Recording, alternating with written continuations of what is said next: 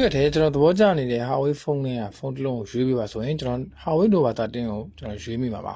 13 Pro ကတော့သူ့ဈေးထဲမှာက Pure 70နဲ့ဈေးတန်းသိမ့်မကွာဘူးဆိုတော့ကျွန်တော် Nova 13လေးကိုပိုသဘောကျမိတယ်ဒီနေ့ကျွန်တော် review လုပ်ပေးမယ့်ဖုန်းကလည်း Huawei ရဲ့နောက်ဆုံးထွက်ထားတဲ့ Nova 13ကိုကျွန်တော် review လုပ်ပေးသွားမယ်ကျွန်တော်စမ်းသုံးခဲ့ရတဲ့ experience ကိုပြန်ပြီးပြပြပေးသွားအောင်မလို့အဆုံးထိကြည့်ကြည့်လိုက်အောင်ဒီနေ့ကျွန်တော် review နေကူညီပေးထားတော့လဲစမ်းရင်3လမ်းအင်းစိန်လမ်းမပေါ်မှာရှိတယ် Huawei Mobile ကနေပြီးတော့ကူညီပေးရတာဖြစ်ပါတယ်Huawei Mobile မှာဖုန်းစက္ကန့်တွေကိုအရောင်းဝယ်လက်ထပ်လို့ရှိတာပဲဖြစ်ဖြစ်ဖုန်းအသစ်နဲ့လဲကျင်တာပဲဖြစ်ဖြစ်ယုံကြည်စိတ်ကြတာနဲ့ဝယ်ယူအားပေးလို့ရပါတယ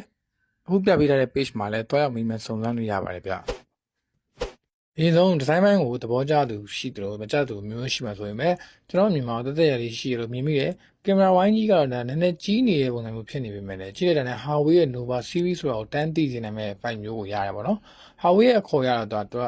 unique dynamic plate toucher design လို့ခေါ်တယ်နောက်ကျဘက်ကလည်းဒါ toucher လေးတွေ line ပြီးလေးတွေထည့်ပေးတာတမျိုးလေးပဲဆိုတော့ကျွန်တော်တယောက်တည်းမြင်မှာတော့ဒါအဆင်ပြေတယ်နောက်ကျဘက်ကလက်ရလည်းမထင်ဘူးအတော်လေး premium ဆန်တယ်ဆိုတဲ့ design မျိုးကိုရတယ်ဒါကတော့ design ကတော့အကြိုက်တွေမတူကြတာပေါ့ကျွန်တော်ပြန်ပြီးတော့ညင်းနေတော့ဘူးဖုန်းရဲ့ထူက195 gram မှာဒါ 6.98 mm အထူပဲရှိတာဆိုတော့ဒါကန်ရအတော်လေးတက်တော့တက်တာဖြစ်တယ်။ဒေါင်ကျိုးလေးတွေကလည်းဒါပြန်လုံးပေးထားတာဆိုတော့ကြာကန်လို့ဒေါင်းတွေကလက်နာမျိုးတွေလည်းဖြစ်မနေဘူးဒါ hand feeling ဘက်မှာတော့ဒါအတော်လေးကန်လို့ကောင်းတဲ့ hand feeling မျိုးရတယ်။ display ဘက်မှာဆိုလို့ရှိရင်ဒီကောင်က 6.7 inch ကိုမှဒါ OLED display ကိုသုံးပေးထားတယ်။ curved display တော့မဟုတ်ဘူးဒါ UO flat display ပဲပြီးတော့120 Hz refresh ကိုလည်းထောက်ပံ့ပေးရတယ်။ panel quality ဘိုင်းကလည်းအတော်လေးရုပ်ထွက်ကောင်းတာကိုကျွန်တော်တွေ့ရတယ်ပေါ့နော်။ color လေးတွေကလည်းစိုးတယ်ဘေးပေါင်တွေချင်းနေရတယ်ဒါတညီလည်းဖြစ်နေတာဆိုတော့ဒါတော့ပပလေးဆို display ကိုကြည့်ရအတော်လေးရတာရှိတယ်။ brightness ကလည်းအတော်လေးကောင်းတယ်ဆိုတော့ဒါ display မှာလည်းဘာမှအပြစ်ပြောနေစရာမရှိဘူး။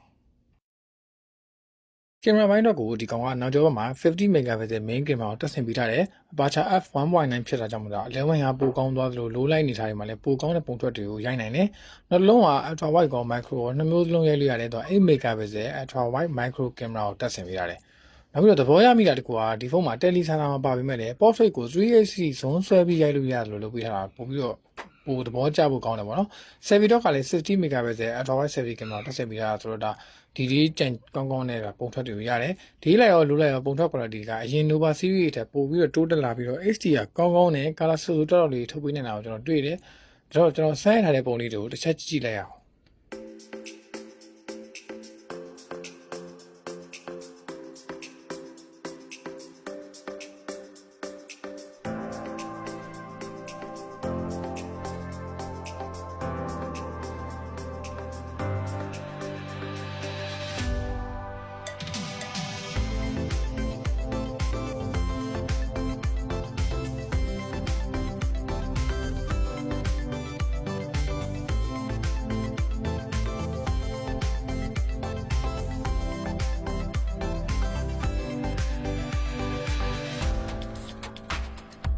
performance အတွက်က Nova 13ရော13 Pro မှာကဒါ Huawei ရဲ့ကိုယ်ပိုင် chipset ဖြစ်တဲ့ Kirin 8000 chipset ကိုသုံးပေးထားတယ်။ Nova series တွေကတော့ဒါ performance ကိုသိဦးစားပေးတာမျိုးမဟုတ်ဆိုတော့ game ပေါ်ဘာဆော့မယ် social app တွေသုံးမယ်ဒါတွေတော့ကတော့ဘာမှအထင်ကောရှိနေမှာမဟုတ်ဘူး။ game ဆော့မဲ့ကိုလူတွေတော့ကလည်းဒါ mobile legend ကိုဒါ super ultra D ပွင့်မယ်။ PUBG မှာဆိုလို့ရှိရင်ဒါ smooth ကို extreme နဲ့ဆော့ရပြီးတော့အမြင့်ဆုံးဆိုရင် HDR မှာကျွန်တော်တို့ ultra D ထားပြီးဆော့ရမယ်။ကျွန်တော်စမ်းပြီးတော့ဆော့ကြည့်ခဲ့ရတော့ကတော့ပူနေတာတွေပူလာတာမျိုးတွေထစ်သွားတာမျိုးတွေတော့ဘာတစ်ခုမှမတွေ့ခဲ့ရဘူး။ဆော့ရတာအဆင်ပြေလို့ပဲပြောရမှာ။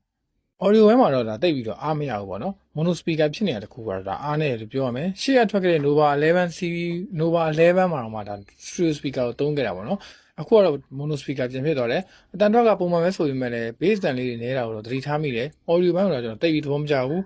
software ဘက်မှာလည်းဒါဒီကောင်က EMUI 14.2 နဲ့လာတယ်ပေါ့နော်RAM 12256K နဲ့ပေါ့နော် EMUI ကနောက်ပိုင်း300အတော်လေး smooth ဖြစ်လာတယ်အတော်လေးလည်းသုံးလို့ကောင်းလာတယ်ပေါ့နော်နောက်ပိုင်းကျွန်တော်သဘောကျတဲ့ UI နဲ့မှတော့ပါလာတယ်လို့ပြောလို့ရတယ်battery ဘက်မှာဒီကောင်က Nova 13နဲ့13 Pro အတူတူပဲပေါ့နော်ဒါ 9000 mAh ကိုဒါထည့်ပေးထားတယ်အတော်လေးခံတယ်ပေါ့နော်ကျွန်တော်သုံးကြည့်လောက် on screen time 8နာရီလောက်ဒီထိကိုခံတယ်ပေါ့နော်ဒါကျွန်တော် brightness က short ပြီးသုံးလို့ရှိရင်ဒီထက်ပိုပြီးတော့ခံနိုင်မှာပေါ့နော်အားပြန်သုံးမယ်ဆိုလို့ရှိရင်လည်းဒီကောင်က 100 watt fast charging စနစ်ကိုထောက်ပံ့ပေးထားရဲဆိုတော့ဒါဒီဘက်ကဘာမှအပြစ်ပြောစရာမရှိဘူးသဘောကျဖို့ကောင်းတယ်ဆိုတော့အချင်းချင်းပြန်ပြောမယ်ဆိုလို့ရှိရင်Nova 13 series ကအရင် Nova series ထက်ပိုပြီးတော့တိုးတက်လာတယ်မြင်မိတယ်။ဟုတ် Nova 13ဆိုရင်လည်းဒါကျွန်တော်မြင်ရတာသဘောကျမိတယ်။အရင် Nova series ထက်ပိုပြီးတော့ camera ဘိုင်းလေးမှာပိုတိုးတက်လာတယ်မြင်တယ်ပေါ့နော်။ကိုယ့်လူတွေထဲမှာတော့ဒါ Huawei fan တွေရှိရဆိုလို့ရှိရင်ဒီ Nova 13လေးကိုဘယ်လိုမြင်မိကြလဲ။တိုင်နေတဲ့လူတွေရောရှိလား။တခြားကိုတိထားတဲ့ feature တွေဘာတွေရှိလဲဆိုတော့ဝင်အောင်ဆွေးနွေးပေးတော့ပါဦးလို့ပြောနေတယ်ပဲ။နောက်ထပ်အသစ်တွေနဲ့တူပြန်လာခဲ့ပါမယ်ဗျာ။